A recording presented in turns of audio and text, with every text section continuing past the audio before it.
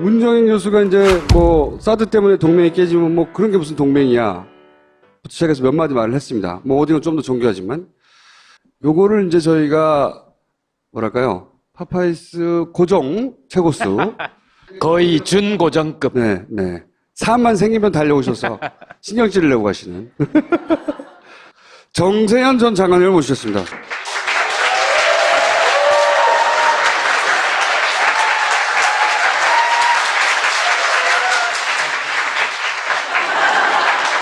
거기서 시작됐어요.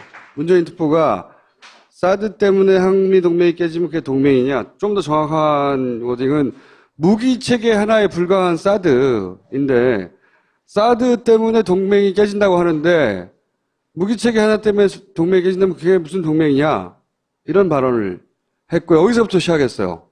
거의 대부분의 언론이 미국이 막 지금 큰일 났어 지금 한미 동맹 다 박살. 이 상태가 된 것처럼 포탈에서 막 쏘아대고 그다음에 자유한국당이나 바른정당도 포탄을 쏘고 국민의정당에서도 아마추어라고 막 시계를 보시네. 그리고 나서 주요한 발언이 세 가지가 있습니다. 하나는 환경영향평가를 해야 한다. 그래도 이것도 난리가 났어요. 지금 막 미사일 쏘고 있는데 환경영향평가를 언제 하냐고 막 그렇게 야당에서도 난리 났고 미국에서도 아주 그 친일파 있어요. 그 마이클 그린한 새끼가. 걔가 특례를 만들어서 빨리 진행시키라고 시간 끌지 말라고 이런 식의 말을 포럼에서 했다고 하고 그리고 세 번째가 뭐냐면 북한이 북핵을 동결할 시 전략 자산을 미국과 상의해서 축소할 수 있다. 셋 다 저는 아무리 생각해도 아무 문제가 없거든요. 그러나 이것이 제가 지식이 짧아서 그런 것인지 장관님을 모시고 이 발언들에 대해서 들어보려고 모셨습니다. 이 발언들을 어떻게 보십니까? 학자로서 뿐만 아니라 예. 대한민국 외교가 나아가야 될 방향에 대해서 대통령에게 자문해야 되는 책임을 가지고 있는 특보로서 해야 될 말을 했다고 봅니다. 한미 정상회담을 앞두고 이런 얘기를 해서 되느냐는 것이 우리 국내 보수 언론들의 비판의 핵심이었었어요. 미국에서는 오히려 조용합니다. 한미 관계 전문가 중에 그 얘기 맞다. 이렇게 동조하는 미국 전문가들이 있더라고요. 미국에도 있죠. 그러니까 이 옳은 말을 했으니까. 근데 지금 우리 국내에서 더 난리가 났죠. 어떤 신문에서는 오늘 아침입니까? 어저께 신문에는 정상회담을 앞두고 지금 적전 분열을 일으켰다. 그러니까 외교특보와 외교안보특보와 막 그 청와대가 적전 분열을 일으켰다. 그거 진짜 종미주의자 입장에서 보면 중대한 발언이에요. 이게. 미국을 보고 적이라니. 참. 장관님식 개그를 하신 거예요. 빵빵 터져줘야 돼. 그건 아니고 무슨 개그는 내가 무슨 아재인가. 근데 문정인 교수가 지금 미국에 워싱턴 DC까지 들어가서 그 얘기를 한 거는 한미 정상회담을 앞두고 그 문재인 대통령이 트럼프 대통령을 만나서 해야 될 일들의 상당 부분을 지금 해준 거예요. 우리의 국가 이익을 키울 수 있는 쪽에서 반드시 해야 될 말들을 지금 미리 해준 겁니다. 어떻게 보면은 미국에게 사전 예방주사를 놓은 것 같은. 잽을 살짝. 그렇지. 그거 있고. 우리 이렇게 할 거다, 이렇게. 그런 점에서 한미정상회담이 우리한테 이익이 되는 쪽으로, 우리한테 불이익을 안겨주는 것보다 이익을 안겨줄 수 있는 그런 이 고속도로에 포장을 하고 온 거예요. 좀 도로 포장을. 근데 상당수의 사람들이 북핵 문제를 풀기 위해서는 미국이 하자는 대로 가야 된다 하는 그런 생각을 하는 사람들이 많아요. 그건 아닙니다. 북핵 문제를 풀기 위해서는 우리가 상황을 주도해야 돼요. 왜? 솔직히 말해서 북핵이 미국한테는 해결되면은 편하고 안 돼도 그렇게 나쁠 것이 없어요. 근데 우리는 북핵 문제는 우리한테는 죽고 사는 문제입니다. 북한이 핵을 한 개라도 더, 핵실험을 한 번이라도 더 해서 북핵 능력이 거의 고도화되거나 또 경량화, 다중화되면 그만큼 우리는 북한한테 핵 멱살 잡히는 결과가 되기 때문에 우리로서는 반드시 해결해야 될 문제예요. 북핵 문제를 해결하기 위해서 갖춰야 될 기본적인 철학, 그리고 북핵 문제를 해결하기 위해서 들어가야 되는 입구, 그걸 오늘 이번에 가서 얘기한 거예요. 그러니까 이 문정인 교수의 발언에 대해서 비판하는 사람은 너무 거칠게 표현하는 건지 모르지만 북핵 문제 해결을 위해서 해결을 바라지 않는 사람일 수도 있고, 북핵 문제 해결을 위해서 우리가 상황을 주도해서는 안 된다, 미국이 하자는 대로 하는 것이 좋다라는 그런 입장에서 지금 비판을 하고 있다고 생각합니다. 그 말은 사실은 문재인 대통령이 트럼프 대통령을 만나서 직접 했으면 더 좋았을 내용들입니다. 문정인 특보가 그렇게 얘기를 한 것에 대해서 청와대가 그거 너무 나갔어, 그거 아니야 라고 경고를 했다고 하잖아요. 그건 어떻게 봐야 됩니까? 아마 엄중경고라는 단어를 언론에다 흘렸던데, 네. 엄중경고라는 단어가 실제로 쓰여졌다면 가만 안 있을 성격입니다. 그 사람은.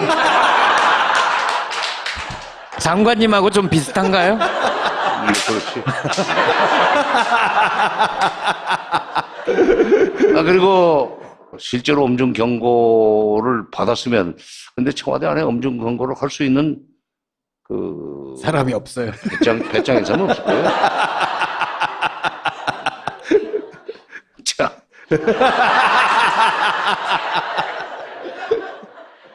아니요.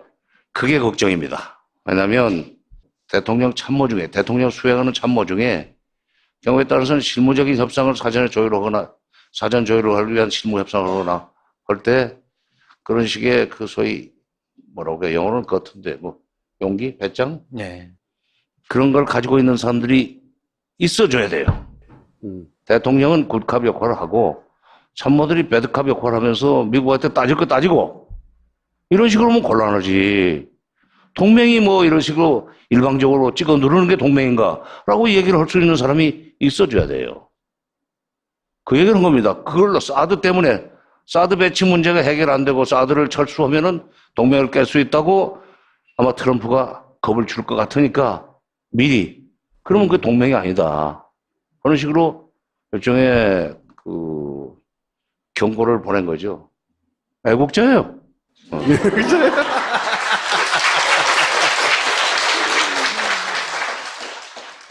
통일부 장관 하실 때 겪어본 소위 이제 우리나라의 전통 외교부 라인들 있지 않습니까?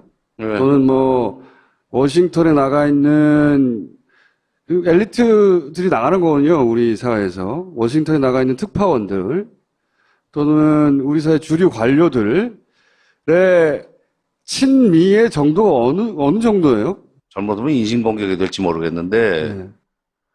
이번에 문정인 교수가 기자들하고 인터뷰하는 과정에서 워싱턴 특파원들 중에 그런 질문을 했다고 그래요. 나는 그 원문을 못 봤는데 중앙일보의 배명복 논설위원이 원문을 보고 얘기하는 것 같아요. 이제 녹취록을 읽어보니까 원문인지 녹취록인지 모르겠는데 그 칼럼에 그렇게 썼습니다. 정확한 표현은 모르는데 어떻게 감히 사자의 수염을 코털을 뽑는 그런 발언을 하느냐 하는 식의 질문을 했다는 거야. 그러니까 이제 문정인 교수가 평소의 성격대로 발끈했겠지. 그러면서 이제 그렇게 깨지면 동맹도 아니다 하는 식의 얘기를 했겠는데, 바로 어떻게 감히 미국한테 그런 얘기를 여기까지 와가지고 얘기를 할 수 있는가. 미국의 심장부에 와서. 그렇지. 네. 소위 TPO라고 그러잖아요. 타이밍. 어떤 말은 타이밍이 중요하고 말하는 플레이스가 중요하고, 또는 어떤 상황에서 어떤 오케이전에 얘기하는 거예요. 그래서 TPO를 중시합니다. 정치적인 의미가 있는 얘기를 할 때는 TPO를 잘 선택해야 된다. 어떤 사람들은 그 TPO가 적절치 못했다는 식으로 얘기하는 사람들이 있습니다. 바로 이제 미국 중심적 사고를 가지고 있는 사람들은 바로 그런 거예요. 감히 여기가 어디라고 미국한테 그렇게 대놓고 막말을 하느냐 하는 식의 질문을 한다는 것 자체가 나는 좀 서글프더라고요. 우리나라에서 머리에 먹물이 들어, 김동철인가 그 작가. 꼬방동네 사람들, 그 작가, 무슨 동철이죠. 국회의원도 한번 했는데, 책을 안 읽어. 학고방 동네 사는 사람들의 애환을 그린 단편입니다만은, 거기 이제 먹물 든 사람, 먹물이 들었다고 그러지. 이제 되게 유식한 사람을 먹물이라고 줄여서도 말하는데, 우리나라에 먹물 든 사람들이 상당수가 미국의 그 심기를 불편하게 하면 안 된다 하는 얘기를 하는 사람들이 많습니다. 그것이 무슨 뜻인지도 모르고 해요. 예를 들면, 가령 북한이 또 무슨 뭘 했다고 그러니까 트럼프가 회의 도중에 경로했다. 그 경로라는 단어는 이게 전하께서 말씀을 그럴 때 쓰는 말 아니에요, 경로. 바로 그 미국 대통령이 경로했다는 얘기는 높고 낮은 나라가 있다는 그 생각을 하는 사람들이 쓸 수 있는 표현입니다. 지가 경로하면 뭐 어쩔 건데.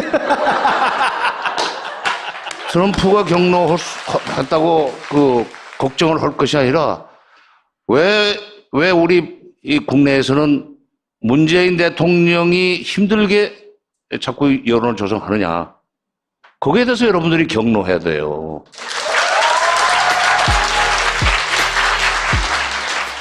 발언들에 대해서 들어보려고 모셨습니다. 이 발언들을 어떻게 보십니까? 학자로서 뿐만 아니라 예. 대한민국 외교가 나아가야 될 방향에 대해서 대통령에게 자문해야 되는 책임을 가지고 있는 특보로서 해야 될 말을 했다고 봅니다. 한미 정상회담을 앞두고 이런 얘기를 해서 되느냐는 것이 우리 국내 보수 언론들의 비판의 핵심이었었어요. 미국에서는 오히려 조용합니다. 한미 관계 전문가 중에 그 얘기 맞다. 이렇게 동조하는 미국 전문가들이 있더라고요. 미국에도 있죠. 그러니까 이 옳은 말을 했으니까. 근데 지금 우리 국내에서 더 난리가 났죠. 어떤 신문에서는 오늘 아침입니까? 어저께 신문에는 정상회담을 앞두고 지금 적전 분열을 일으켰다. 그러니까 외교특보와 외교안보특보와 막 그 청와대가 적전 분열을 일으켰다. 그거 진짜 종미주의자 입장에서 보면 중대한 말을 남겨줄 수 있는 그런 이 고속도로에 포장을 하고 온 거예요. 좀 도로 포장을. 근데 상당수의 사람들이 북핵 문제를 풀기 위해서는 미국이 하자는 대로 가야 된다 하는 그런 그 생각을 하는 사람들이 많아요. 그건 아닙니다. 북핵 문제를 풀기 위해서는 우리가 상황을 주도해야 돼. 왜? 솔직히 말해서 북핵이 미국한테는 해결되면은 편하고 안 돼도 그렇게 나쁠 것이 없어요. 근데 우리는 북핵 문제는 우리한테는 죽고 사는 문제입니다. 북한이 핵을 한 개라도 더, 핵실험을 한 번이라도 더 해서 북핵 능력이 거의 고도화되거나 또 경량화, 다종화되면 그만큼 우리는 북한한테 핵 멱살 잡히는 결과가 되기 때문에 우리로서는 반드시 해결해야 될 문제예요. 북핵 문제를 해결하기 위해서 갖춰야 될 기본적인 철학. 문정인 교수가 이제 뭐 사드 때문에 동맹이 깨지면 뭐 그런 게 무슨 동맹이야. 시작해서 몇 마디 말을 했습니다. 뭐 어디는 좀 더 정교하지만 요거를 이제 저희가 뭐랄까요? 파파이스 고정 최고수 거의 준고정급. 네. 사안만 생기면 달려오셔서 신경질을 내고 가시는 정세현 전 장관을 모셨습니다.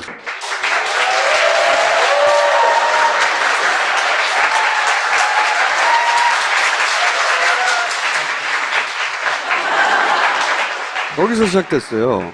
문재인 특보가 사드 때문에 한미 동맹이 깨지면 그게 동맹이냐? 좀 더 정확한 워딩은 무기 체계 하나에 불과한 사드인데 사드 때문에 동맹이 깨진다고 하는데 무기 체계 하나 때문에 동맹이 깨진다면 그게 무슨 동맹이냐?